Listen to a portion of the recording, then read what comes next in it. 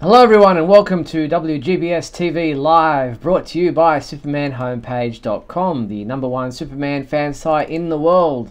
My name is Steve Eunice. In this, our July 30th, 2019 show, we're going to be covering a range of topics, including what the Avengers Endgame screenwriters think about Superman. We've got Krypton episodes to talk about, upcoming Young Justice episodes. We're going to be talking comic books and so much more. We'll also be turning to you to take your questions and comments on any particular Superman topic you would like to discuss. And to let you know how all that works and how you can get involved in tonight's show, let me introduce you to my co-host. I think it's him. I'm not sure. He sounds very different tonight. Mr. Michael Bailey. Hey, Mike. Hey, Steve. First up, before I get into my usual spiel, I apologize for my voice. I woke up this morning and either my allergies are acting up or I've got like a serious case of laryngitis, which doesn't happen to me very often. So I'm going to sound like this the entire time. So if you ever wondered what it would be like for Steve to co-host with Leonard Cohen, this is the episode for you. But since WGBS Live is all about Superman, we want to hear from the Superman fans that are watching us live on YouTube. So around the halfway mark, and if we don't have too much time, much on the docket, we'll start taking your calls. To do this, you're going to need Skype. Go on Skype, find Superman homepage, and message us that you'd like to join us. Wait for us to reply. That's kind of important because it can kind of screw things up, and we'll try to get you on the show. Another important thing is if we do get you on, please turn down any external speakers you have because we are on a delay, and that screws things up. Yes, and we apologise in advance if Michael needs to go into a coughing frenzy. Like that? Yeah. you know, it's really funny because you actually sound like you've got a different accent. Really? Okay, that's interesting. I don't know what it is, but it's kind of throwing me a little bit. I'm going through puberty again, so... yeah, your voice keeps breaking. I'm going through puberty again. But yeah, for everybody who's actually tuning in via YouTube, don't forget that we invite you to join in with the comments there. Michael and I will keep an eye on your comments through YouTube and react to them as the show goes on. And a huge thank you to our sponsor and patron, Douglas Meacham. And remember, if you want to sponsor the show, patreon.com/Superman homepage, $1. That's all you need to do to be able to sponsor the Superman homepage. And we appreciate all the support we get. Well, Michael, it's been an interesting week. It's not as it's kind of been like the post San Diego Comic-Con depression week, where it hasn't been necessarily the most vibrant week for news, but nevertheless, we do have enough to talk about for tonight's show. Yeah, it's it's kind of interesting that last week we had so much to talk about that I don't even really think we got to everything. No, we didn't. And it's kind of nice that we were in that position because there's been some post San Diego's where you and I are just kind of staring at each other. Like, did they even announce anything to do with Superman? So the fact that, and most of it was Supergirl. So to be fair, it's mostly about that TV show. But like this week, it's just like things trickled in and we had enough for a show. Yeah. But it's not like last week where it's just like, oh, well, okay, let's try to barrel through this as much as we can. And it doesn't help that, like I was telling you before we started the show, I literally have had between work and work, I have had no time to do anything else. I can't really get to the reading and the watching like I normally do because when I get home, I just kind of want to pass out. So, yeah, so it's kind of a weird confluence of events. Hopefully within the next week or two that'll settle out and I can start acting like I know what I'm talking about again. Well, we start with movie news, and as I said at the top of the show, the screenwriters for Avengers Endgame spoke with Screen Rant. Their names are Stephen McFeely and Christopher Marcus, and they were asked in an interview, which I'll play a little bit of shortly, where they said if you had a chance at going at a DC Comics character, who would you like to have a chance to write? And they quickly responded with Superman, saying that they believe giving him the Captain America treatment would be the way to go. I'm going to play a bit of that interview now so that you can get a taste of what they were saying. Here's what they had to say. If you guys had to take a shot at a DC character, Yeah, jeez. who would that be? I mean, I think Captain America shows that there are certainly ways to do a really good Superman movie in this day. It doesn't, you don't have to dirty him up in order to. You don't have to get rid of his earnestness. You don't.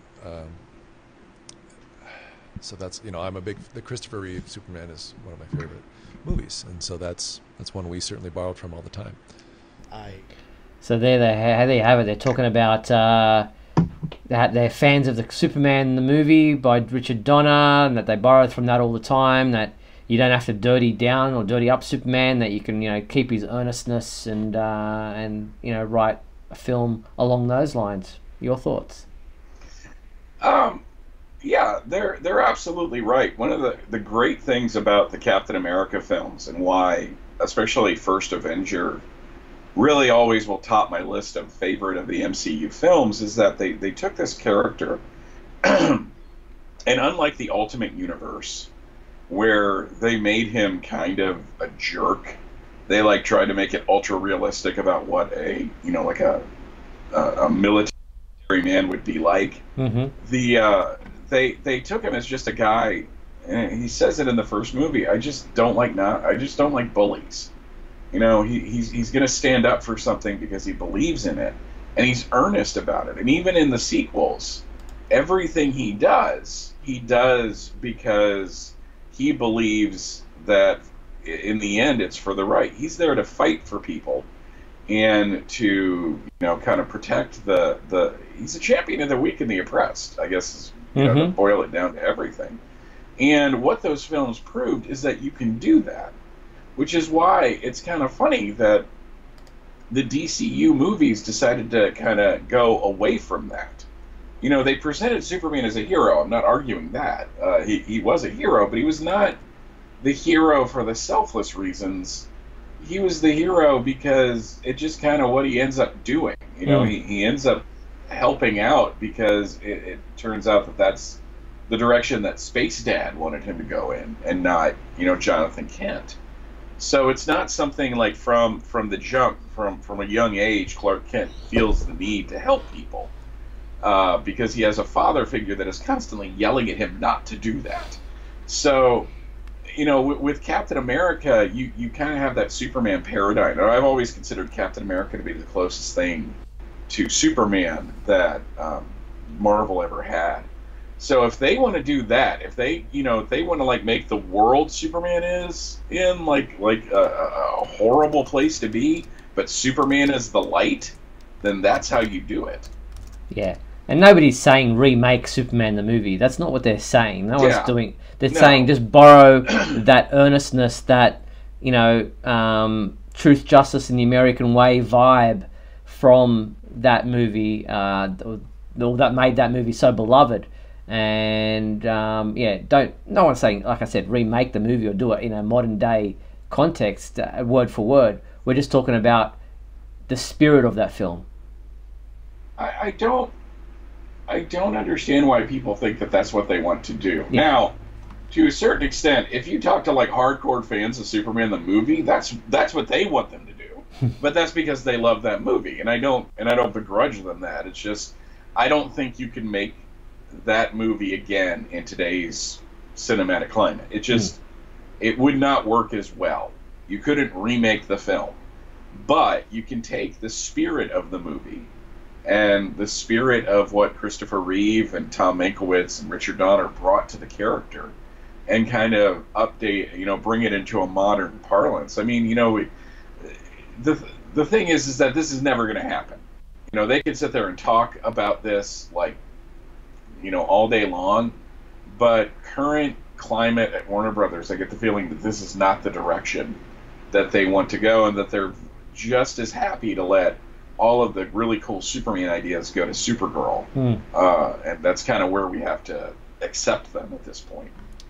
So, and I saw a lot of people saying, keep the Marvel writers away from DC Comics, and it's like, well, they're not Marvel writers, they're screenwriters who happen to write for Marvel for these films. They've written other things, they're capable of writing other things. It's just like saying, don't let Marvel comic book writers write DC Comics characters. They're writers. they can write whatever they are asked to write. That's their job. So it's like me as a graphic designer. What, am I only allowed to design business cards and not have magazines, or am I allowed to design posters and not design something else? It's like you've got to be able to give these guys a chance to write whatever they're given to write. They're not Marvel writers. They have worked for Marvel, but they can and have worked on other properties from other companies. Yeah, this is what I don't get, is that we're seeing so much crossover in terms of the cast. I mean, Lawrence Fishburne was Perry White in 2 Superman films, and then he was Bill Foster in the Ant-Man film, because he's a professional actor, and he can be in 2. Like, people lose their minds these days, and it's really amusing to me. People lose their mind these days of actors like Chris Evans was the Human Torch, and then he was the Captain America. The guy that voiced Superman after Bud Collyer left, Michael Fitzsimmons, I believe his name was, he was Black Hawk. And Kirk Allen, who was Superman in the movie serials, was also Black Hawk. So I guess it was like a rule then that if you played Superman, you had to play Black Hawk too. But this, Tom Tyler was a bunch of different superhero and adventure characters. Same with another actor named Dick Purcell, who was Dick Tracy and Captain America. I mean, it's only in a modern sense that these actors get like locked into the roles that they play, and that they just can't play any other roles. Whereas I think Chris Evans benefited from not having to play that Human Torch. I mean, he's obviously had more success with Captain America. So why not let the writers do the same thing? James Gunn, who wrote the first 2 Guardians of the Galaxy films and worked on some of the other Marvel projects, where the Guardian characters were involved, he's working on a Suicide Squad film for Warner Brothers. So it's just like they're professionals. Yeah. It just boggles my mind that you can only do that, and that's all you can do, because I have no concept of what it is you do to feed your family. So pushing on, if someone ever decides to hire any writer, I'd be happy to consider them, because they've obviously got some track record behind them of being a good writer in some way, shape, or form. So just as long as we get another Superman movie anytime soon, that would be nice. I don't care who writes it, to be frank. Yeah, at this point, as long as it's good, I'm okay. It's just like let's just get it into production. Exactly. Well, this next news item, I've seen some mixed reactions. Warner Brothers announced, or they haven't actually announced, I haven't seen a press release yet, but on WBShop.com and through the Superman homepage website, you can now get pre-order The Death and Return of Superman, the complete film collection on Blu-ray and 4K Ultra HD Blu-ray combo packs. This is a over 2-hour unabridged and seamless animated feature, putting the Death of Superman and the Reign of the Superman animated films together as one whole film with extra kind of material in there. And it's a 2-disc collection. It will be released on October 1st. Now, 2 things before I get your take on it. People are saying it's not a collection, it's 2 films. Well, it is. It's collecting those 2 films and putting them as one. So you kind of semantics there. People saying they're double dipping. Warner Brothers are double dipping. We've already bought these 2 films separately. Why would I go out and buy them in this one collection? Well, it's up to you. You don't have to. But it is one seamless film of that whole Death and Return of story made as one film. And as I said, there's probably some extra material in there that does that. But it's totally up to you. I don't see this as double dipping, because they always announced that this was going to be the case. Yeah, I mean, look, they've been releasing various versions of films for decades now.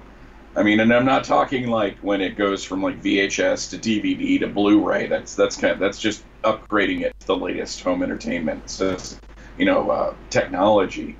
But you didn't have.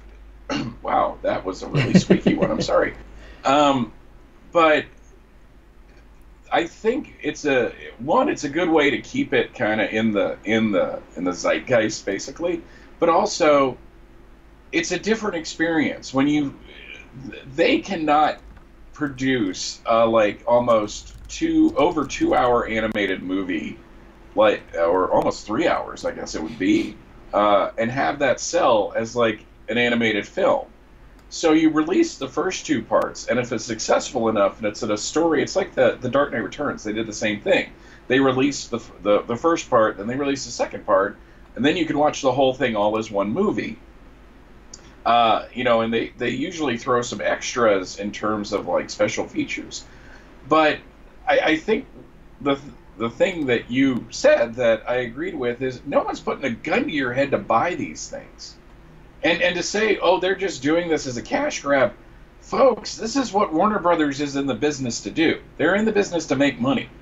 And obviously they think they can make money off of a complete film collection of an extremely popular storyline, adaptation of an extremely popular storyline. They did this with Superman Doomsday. They released Superman Doomsday as like a one-disc set.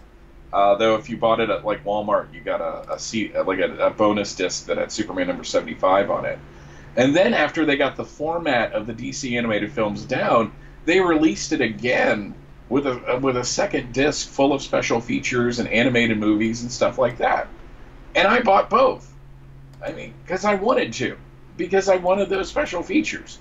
And then I bought the Blu-ray when they released those hardcovers with the Blu-rays and the DVDs in them, so that I could get the Blu-ray and watch it in high definition. That was my choice to do that. So if you don't want to buy this, don't buy it. You know, it's pretty simple. It just boggles my mind. I mean, why?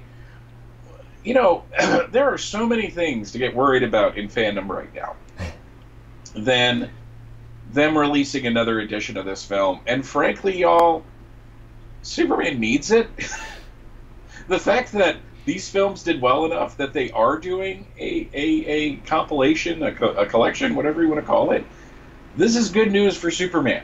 So I'm not saying buy it to support Superman, because I don't do that. You know, you buy what you buy, and I'm not telling you that you have to go out and get this, but I just like the fact that it's existing. Indeed, and the Warner Brothers version is a limited edition gift set version that comes packaged with a steel action figure, which is pretty cool. Some people saying, why didn't they, steel's great and all, but why didn't they do a Superman commemorative statue, you know, with the eagle? But that wouldn't have been an action figure as such. That would have just been a little statuette. Yeah. That, and when they released the first movie, you had this, right? Yes, as one of the special things. So they've already kind of done a Superman figure. So the fact that they're doing steel, I like that. I don't know if that's the version I'm going to get, but I do. I like the fact that they chose steel and not Superboy or the Eradicator. So that's the Superman, Death and Return of Superman, the complete film collection on Blu-ray and 4K Ultra HD Blu-ray combo packs, out October 1st. Head to the Superman homepage to find the link for the pre-order through wbshop.com, and it will also be out in a non-limited edition gift set. They'll just have the two movies together as one without the action figure. That hasn't been listed on Amazon yet, but it should be soon. So we move away from the film side of things. We're kind of bridging film and television. Actor Rutger Hauer, who was probably best known for films such as Blade Runner, Batman Begins, and Sin City. He passed away this past week, age 75, which is pretty young. He supposedly was battling some kind of illness. The Superman connection for him, he appeared in one episode of Smallville, playing the role of Morgan Edge, and it's sad news. A pretty well-known actor and quite versatile. Yeah, there's a lot of people were pointing out the fact that his character of Roy Batty from Blade Runner took place in 2019, and his character died in that, so he dies in 2019. which is just one of those weird coincidences. But he's everyone points to Blade Runner, which is a good film, and I liked him as Morgan Edge. But I think my favorite movie of his was this one called Lady Hawk. Okay, yes, that was from the early '80s, and it's one of those kind of like fantasy films that really flew under the radar. Michelle Pfeiffer was in it. So if you want to see a Batman character having a romantic relationship with another Batman character, there you go. But it was this neat film where he was like a mercenary knight type character, and he had a hawk with him. And at night, the hawk turned into the love of his life, played by Michelle Pfeiffer, and he turned into, I think, a wolf. And they could never be together. Yeah. Because of the curse that was on them. And it was just, it's one of those movies where there's like a romantic angle to it, but there's like kind of an action-adventure angle to it, too. And he just always had a really great way. He always had a really great way of just being sinister without really doing much. Yeah. So it was just, it was just that look he would give you, and he was a great choice for Morgan Edge. I really wish we would have seen more of him and John Glover kind of going at it, because they both have that kind of malevolent air about them. So yeah, this was really sad. I liked him quite a bit, and it's kind of sad that we're starting to lose some of these really great performers just because. Yeah, well, he passed away. Right. Sorry, he passed away in Netherlands on July 19th. So our condolences to his family and friends. So Badre in the chat points out a movie called Blind Fury, which is one of the wackiest action films of the late 80s, where he plays a blind samurai, modern day samurai, essentially. So the character is blind, but he is a master swordsman. And it was just a really interesting movie to watch. Wow. Winkman's asking, was Lady Hawk directed by Richard Donner? That's a good question. I will look that up really quick, because I think you might be right. And people also want to get a closer look at that action figure that you had of Superman with the torn costume from the death of Superman. Well, if you can bring that closer to the screen once... So there it is, people. No, he's not wearing a midriff. It's the torn costume. Perfect. So, very good. Lady Hawk. Did this? Lady Hawk casting crew. Yeah, Richard Donner directed this. There so you it go. all comes back to Superman. It always does. Alfred Molina was in that film. Wow, I completely forgot about that. That's interesting. So there you have it. Venkman. Yeah, well done. Making the Superman connection taking it even further. All right, well, talk about making connections. Krypton this past week, Zods and Monsters was the name of the 7th episode of Season 2. And we pretty much got a backstory for Doomsday in this, an origin, if you like, for Doomsday, which was not too dissimilar from what they did in the comic books. But what was your take? And have you seen this episode first? And what was your take? No, like I said, I haven't been able to do. I haven't watched anything. Okay. Except the news, basically. Yeah. Which is horribly depressing. Well, in this episode, we have this Kryptonian back in the past. So I don't know how many generations back, but maybe a generation further back than Segel, but. He is chosen because of his genetic makeup. He's got this thing in his DNA, if you like, that allows him to be an ideal candidate for this experiment that a L family member and one other scientist from a different, not sure if it's from Jack Sear's background, or I can't remember the name of the other scientist anyway. One's definitely from the L family. And they experiment on this poor young man who is in a relationship, and I don't think he fully understands exactly what's going to be happening to him, but they pretty much do what the scientist did in the comic book story, where he gets killed and then is revived and then killed again and revived and killed again and revived, and each time it's a different method of killing him because the previous method no longer works on him. and so therefore he becomes more resilient, but he also is transformed physically into what we eventually know becomes a Doomsday. And there is a real interesting element to tell this story of the origin of Doomsday. Now, there are a lot of fans saying this is not what they did in the comic books, it's too different, and why did they change it? But they fit this into the civil war that was happening in Krypton's past between Kandor and one of the other major cities of Krypton. And, you know, as this is a weapon that they're trying to devise to kind of help end the civil war, but the experiment continues for so long that the Civil War ends up ending on its own, but the L scientist continues to want to further the experiment and take it to its conclusion, which is kind of cut short a little bit at the end, but very interesting. I thought it was really well done. Yeah, it sounds so much better than what they did in Batman v Superman as an origin for Doomsday. I like that they took so much from the comics. I'm one of these people that appreciate when they try to, like literally adapt a comic book story. But if they get the spirit of it enough, I'm pretty much satisfied. And from the sounds of that sounds like they went pretty close to what Jurgens did in Hunter Prey. So, I was it Bertram? Was that the name of the scientist back in the comic book story? Bertram, man, something like that. Something like that. Yeah, he was an alien that was on Krypton at the time that was helping with it. But yeah, it's just so to take was in this science. Sorry, the experiment was between a Zod and an L. Yeah, and that fits into this show. Yeah. So they took from the comics, but they still have to make it work for the show itself.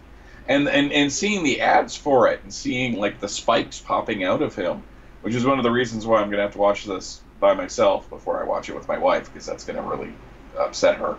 But I was just like looking at that going, wow, it seems like they're trying to not, literally adapt it, but also kind of get the spirit of what that was. So this might actually end up being a better live action representation of Doomsday. Yeah, well, it is quite phenomenal what they've been able to do with the graphics for this, and General Zod confronting Doomsday at the beginning of the episode, which was like a hangover from the previous episode, was also quite well done. And they just keep bringing in the different things, different elements of the Superman story. This week, this next episode is called Mercy. And I was wondering why. Well, you kind of see the promo and you hear the words Black Mercy, and you understand it now. Yeah, and the Black Mercy is one of those things that when done right, it's a really neat story tool. So I'm kind of curious now to how they're gonna, all the things they can do with it, with the effects of what that thing does. So here's the promo trailer for this next episode, which is the 8th episode of Season 2. As I said, it's titled Mercy, and it will air there on Sci-Fi on Wednesday, July 31st. Here is the promo. We're not giving up. You said anything about giving up? If Brainiac ever returns, we'll be ready because we will have Doomsday. Krypton has no future if you're the one leading it. Everything that you've done is proof of that. What is that thing? It's called a Black Mercy. So there you have it. That was the promo trailer for Mercy. And this is the third...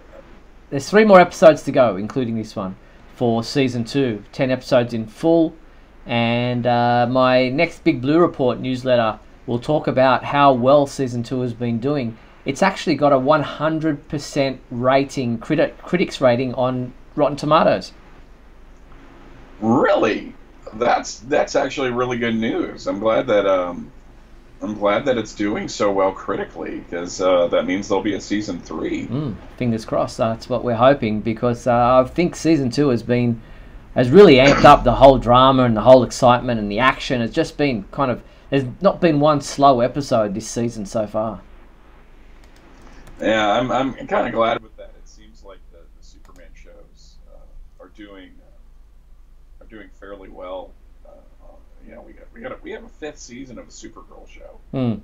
No one saw that coming. I don't think even us who were pretty high on the first season, I don't think we saw it going to season 5. Who knew it would go the distance? You know? Yeah, exactly. Nice.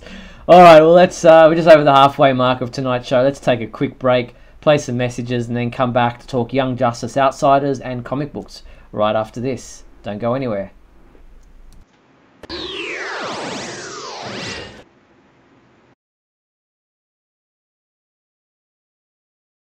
We'll be back in a moment with the exciting climax of today's episode. So stand by.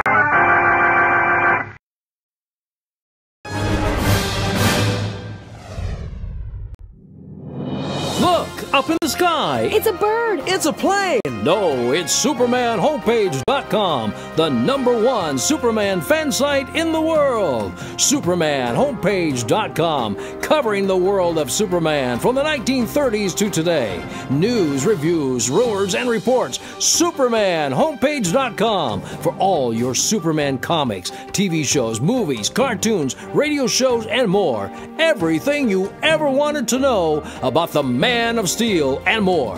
SupermanHomepage.com. Thanks, Superman Homepage, for all the support over the years. I really appreciate it. I'm Matt Bomer. I'm the voice of Superman in Superman Unbound, and this is the Superman Homepage. Right here on Superman Homepage. Just try one. If you don't like it, it's easy to give up. Uh-oh, nicotine. I'd better move fast. Up and away! Go on, kid, go on.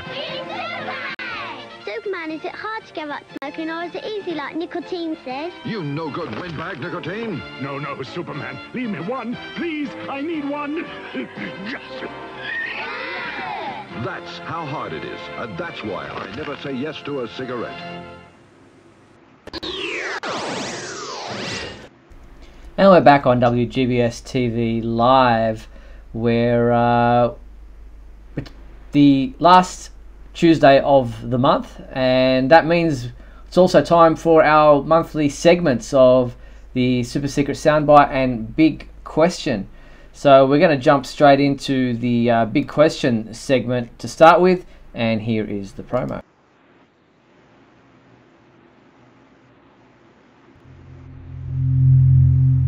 Let's start with the big question. Alright, Michael, what was our big question from last month? The big question was, what do you think of Lobo in Season 2 of Krypton? And Ron Crosby wrote, I loved Lobo in Krypton Season 2, and I continue to love Krypton. I can't believe that a show about Superman without Superman is actually my favorite current DC TV show. I was one of those that were worried that the show wouldn't be any good, but it's taken the top spot for me since it's debuted. I dropped Supergirl and honestly most of the CW show. So it's good to have this. I'm currently rewatching Lois and Clark to round out my Superman TV fix. Nice. So thank you, Ron. Lynn, she wrote in saying, I generally don't participate actively in the big question because I usually don't have anything profound to contribute. I do, however, very much enjoy hearing what others have to say, and I hope you will continue this segment of the podcast as well. I've only had a chance to see the first episode of this season so far, so I haven't seen a lot of Lobo yet. My first impressions, his appearance seems spot on to me. I like the actor, although I was surprised by the light-hearted portrayal.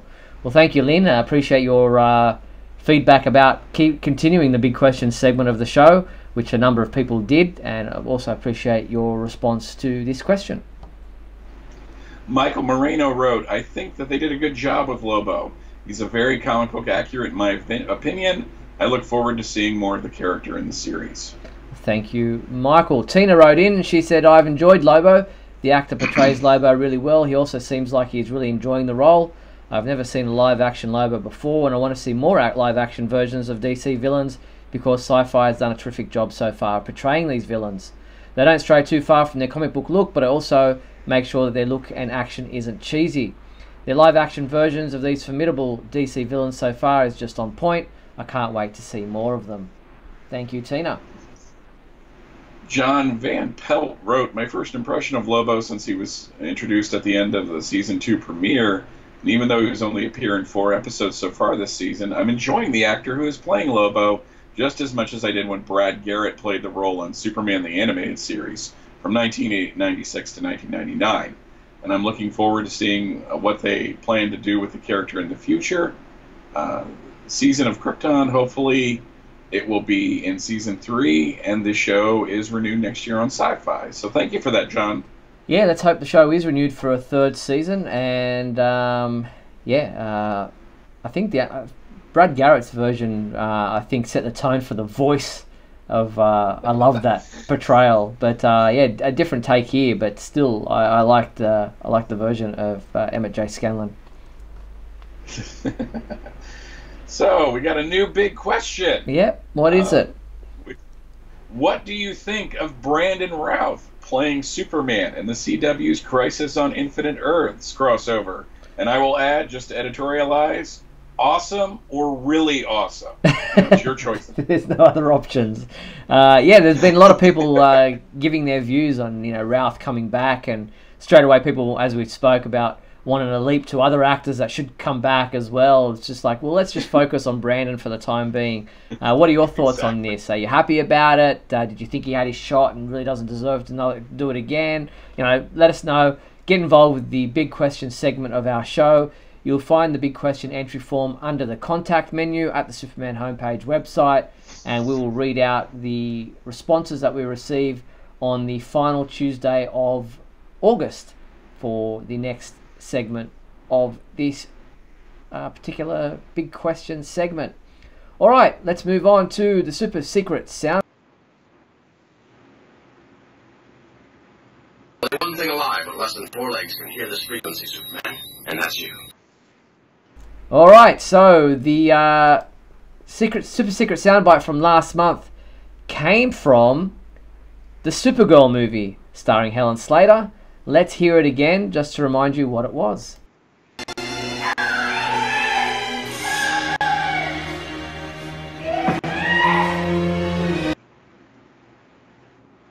So there you have it. That was Helen Slater as Supergirl yelling out for Ethan when he was being taken by Selena.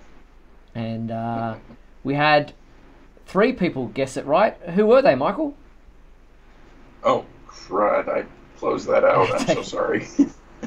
I can read them out here if you want. Yeah, just read.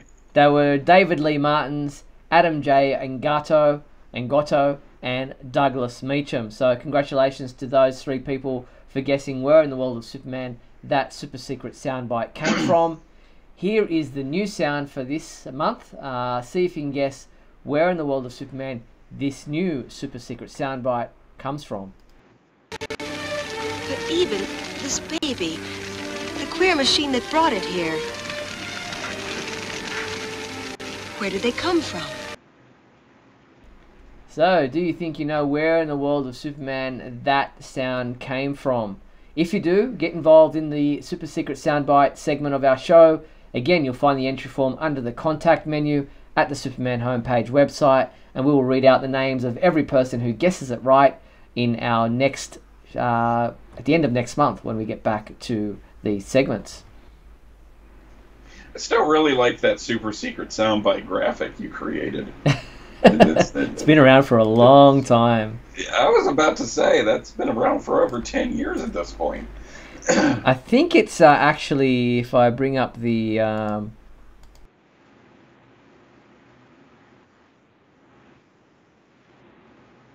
it's... Yeah, I don't know where I got that from, but yeah. It's an interesting one. Jesus, that's got to go back for at least 10 years, if not more. That particular graphic. Yeah, you were doing the podcast with Neil on the monthly podcast, like I think going back to like 2005. Yeah, and then Scotty took over, and then we did it in this live version. So yeah, it's been around for a while, this segment. So glad to see it's continuing. Yeah, I'm glad that everyone came out to play too. I guess sometimes if you people will miss things if it's gone. So True. It wasn't our intention, but it was nice that was the side effect. Exactly. All right. Well, as I mentioned before, Young Justice. We have descriptions for 2 episodes. One of them is already out, available now as of Tuesday, and that was titled Quiet Conversations. It's available today. It says Victor Stone reaches a crisis point and he's not alone. So that is available as of today on the DC Universe digital streaming service. And we had some images for this as well. So Superboy appears to be quite prevalent in this particular episode. And then we also have the description for episode 21, which is titled Unknown Factors. And it says Dick Grayson and Jefferson go after Gretchen Good, only to encounter the ominous Overlord. And this episode will be available on the DC Universe digital streaming service on Tuesday, August 6th. So if you're watching the Young Justice Outsiders, their upcoming episodes available to watch. I like the fact that they really haven't changed his look all that much. That it's still kind of the black t-shirt look. Yeah, so, I guess you don't mess with something that works. Don't mess with the S. Do you remember what action was that? That was on an action figure line, wasn't it? That was the ad. That was the ad for the action figure line. Yes. Yeah, like the "Don't mess with the S," because 90s. Apologies. All right, on the comic book side of things, Action Comics 1013 came out this past button there, and it's. Did you happen to read this one yet, or is that part of your to-do list? That's part of my to-do list that I'm really looking forward to getting to when everything calms down. Yeah. So this was reviewed by Mario Benisi on our website, and he gave it a 3 out of 5, saying it looks like things might start picking up. Then again, we're only 2 issues into the Event Leviathan series, so everything that happened in this issue is likely going to be dragged out. That being said, I'm interested in knowing more about Robinson Good, but mostly because I don't feel like there's been much to show why I should care about her already. So yeah, we get the Rose and Thorn story continues with Event Leviathan. We find out more about that whole aspect of it, and it's there's a little bit more on that side of things, which I found intriguing. And Lex Luthor is definitely heavily involved in this, but as in his new mystical kind of appearance that he's been showing up in of late. I'm not sure this holographic thing with him in a kind of Jedi kind of hooded look. It's quite strange. Yeah, it's interesting that I should be more excited about all of this stuff, and I am. It's not like I've lost interest or anything, but this Year of the Villain thing just hasn't grabbed me yet. I think that I really want Lex to just go back to being a Superman villain and not being this like ultra villain for the entire DC universe.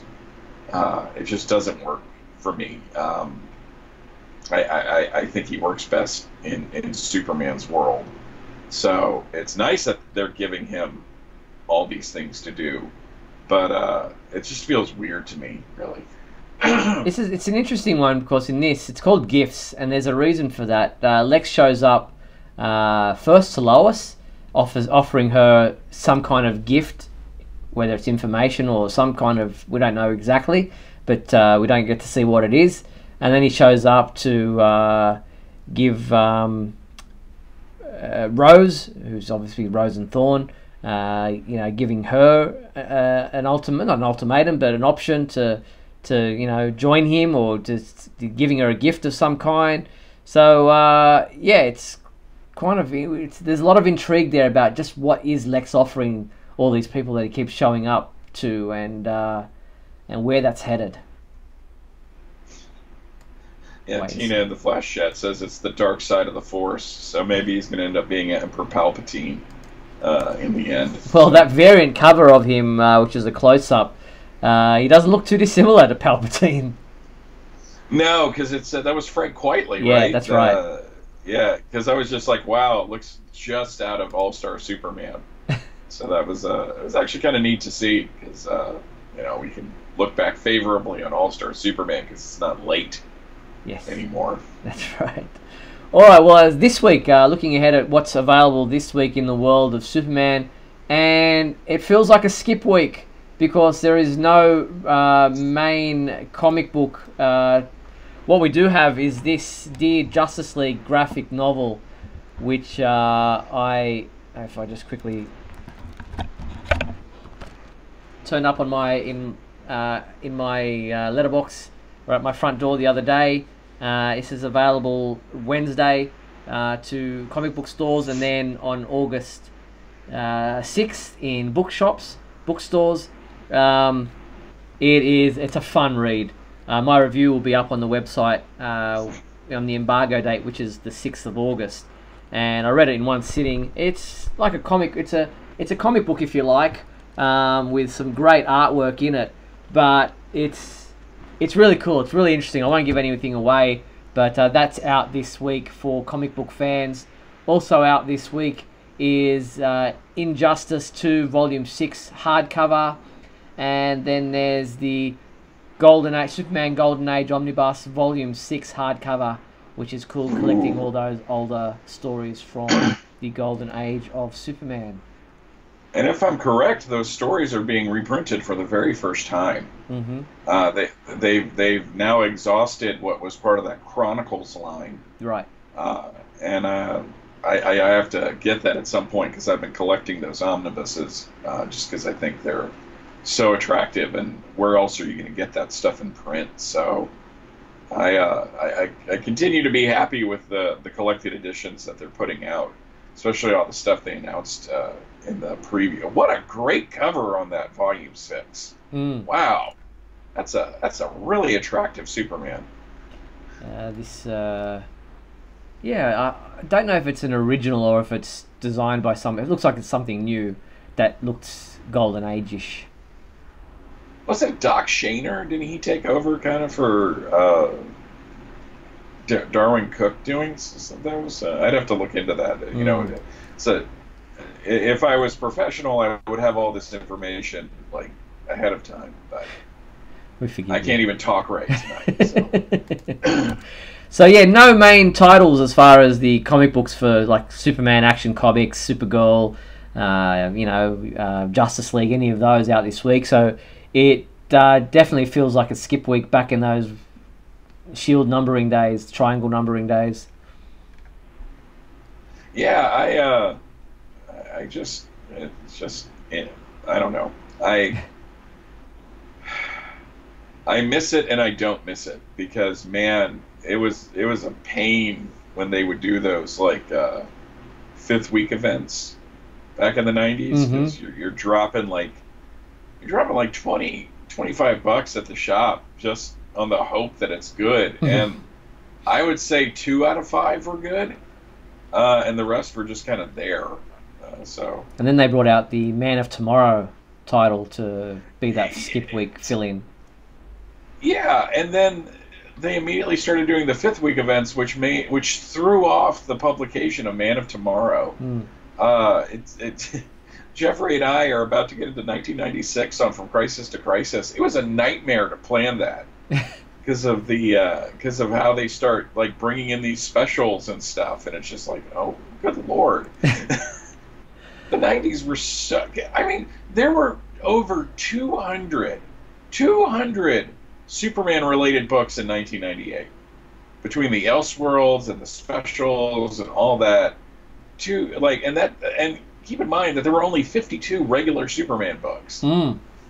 So, they doubled down. It's just...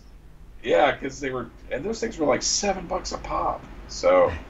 But these kids need to get off my lawn so we can move on.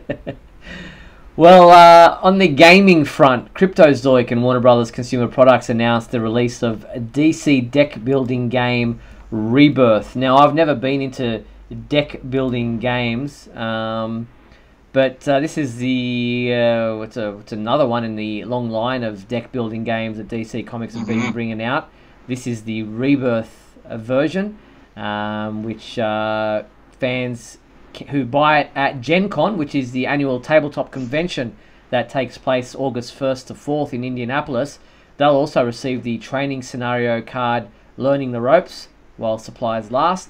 But for everybody else, this 1 to 4 player game is a new evolution of Cryptozoic's popular DC deck building game series, breaking fresh ground by adding linked campaign scenarios, character progression, and movement between iconic locations. And if you know what all that means, I hope you do, you're obviously a card building player. The deck building games are a lot of fun. Rachel and I got into them a couple years ago, and we've bought a bunch of the decks. And like last year, it was either last year or the year before, they released something that it was called the Multiverse Pack, where you could play all of the decks at once if you wanted to, which could create like a really fun game. This kind of changes up a little bit. There's the original deck building, you kind of had like unlimited players, so you weren't just tied to 4. And they actually have pieces in this one, whereas you would just have a card with the hero you were playing. So it's going to be interesting to see how this differs from that. I know one thing, that my wife is going to completely and utterly annihilate me, because we have played the game dozens of times, and I have managed to beat her only once. It comes with a mat and everything. That's really sweet looking. I'm kind of impressed. I was excited about this, but I don't like the fact that I don't think you can play it with the other games, which was always kind of one of the fun parts for us for the old decks, is because you can mix and match them. Mm-hmm. and create like a super game basically. But are we only up to Rebirth now? These things take a while to publish. Apparently, I mean, because the original was like all New 52 stuff, and we started playing that that started coming out like the tail end of the New 52. So, though I recommend, if you're going to play one and choose one to play, grab the Forever Evil one. It's a lot of fun because you're playing villains, and the heroes are the characters you have to defeat. So it's a lot of fun. Cool.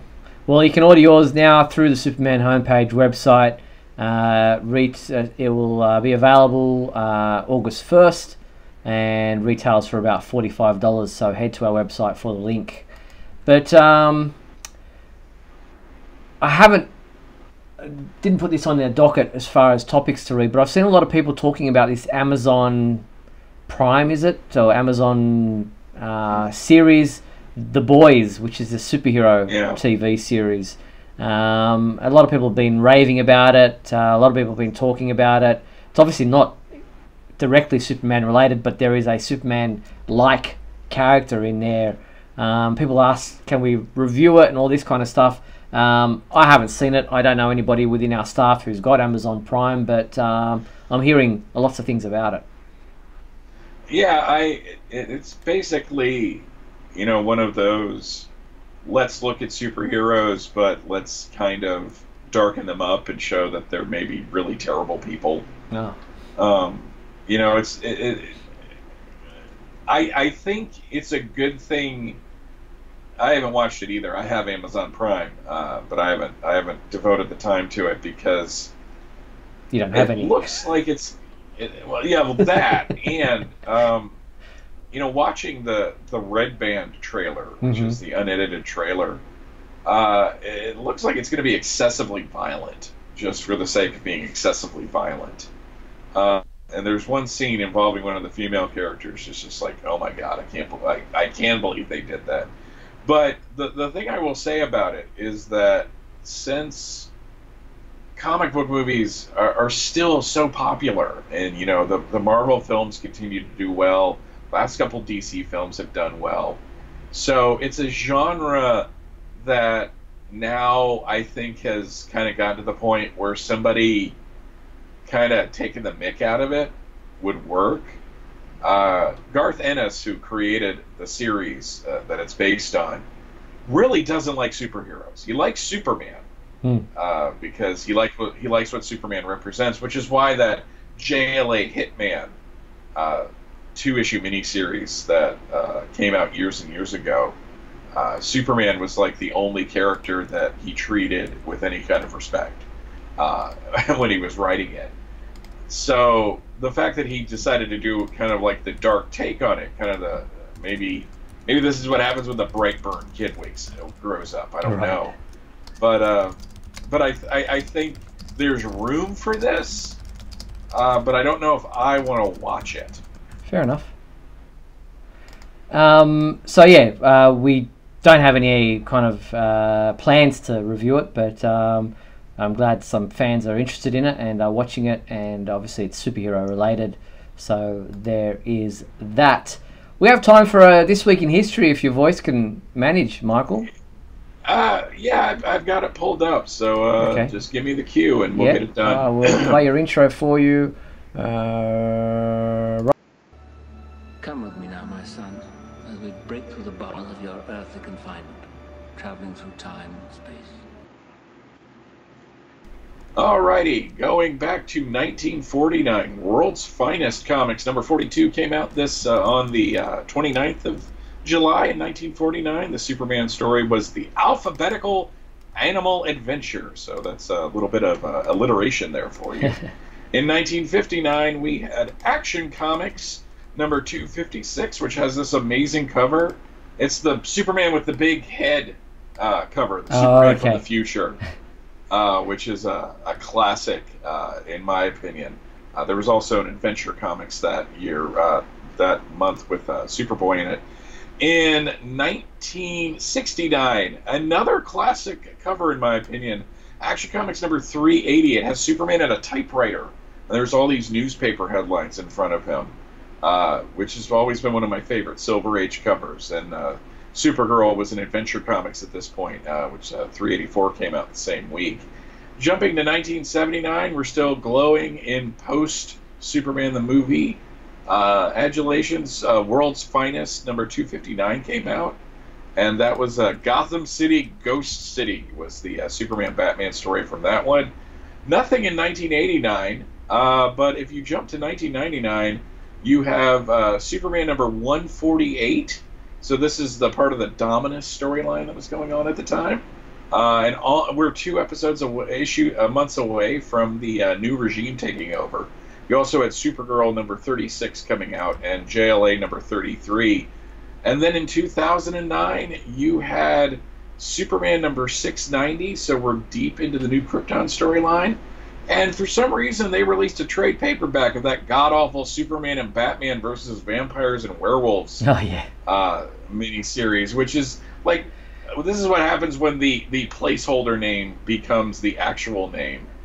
And looking at the calendar for this week, not a whole lot, but Lawrence Fishburne was born today in 1961 in Augusta, Georgia, which is about 2 hours away from where I am. On July 29th, Gail Simone celebrates her birthday. And tomorrow, Dean Cain celebrates his birthday. He was born in 1966. Fantastic. Well, that brings us to the end of tonight's show. So before we sign off, I'd like to thank everyone for watching tonight's episode of WGBS TV Live. Once again, thanks to everyone in the YouTube channel there for your comments on the show. And to you, my croaky-throated co-host. Thank you, Michael. Thanks, Steve. Hopefully this will be resolved by next week. Hopefully, for your sake. And a huge thank you to our sponsor and patron, Douglas Meachin. And remember, if you want to sponsor the Superman homepage, you can do so through patreon.com/Superman homepage, where you too can be a sponsor now for as little as $1. The complete 1 hour video of tonight's show will remain available on the Superman homepage website and our YouTube channel if you'd like to watch it back or perhaps miss part of the show. But we'll be back next week on Tuesday, August 6th at 7:30 p.m. Pacific Daylight Time for another edition of WGBS TV Live. Look forward to talking to you then. Until then, be sure to check out supermanhomepage.com for all your daily news updates on everything surrounding the Man of Steel. I'm Steve Yunus on behalf of myself and Michael Bailey. Thanks for watching WGBS TV Live, brought to you by supermanhomepage.com.